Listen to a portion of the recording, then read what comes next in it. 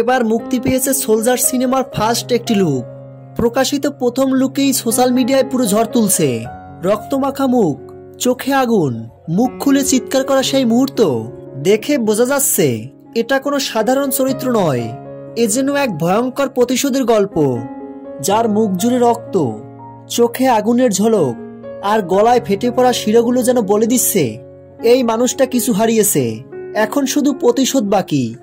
অন্ধকার ব্যাকগ্রাউন্ডে ঘাম আর রক্তে ভেজা এই চেহারা শুধু কোনো চরিত্র নয়, এজন্য এক যন্ত্রণায় ফুঁসে ওঠা এক যোদ্ধার আত্মচিৎকার।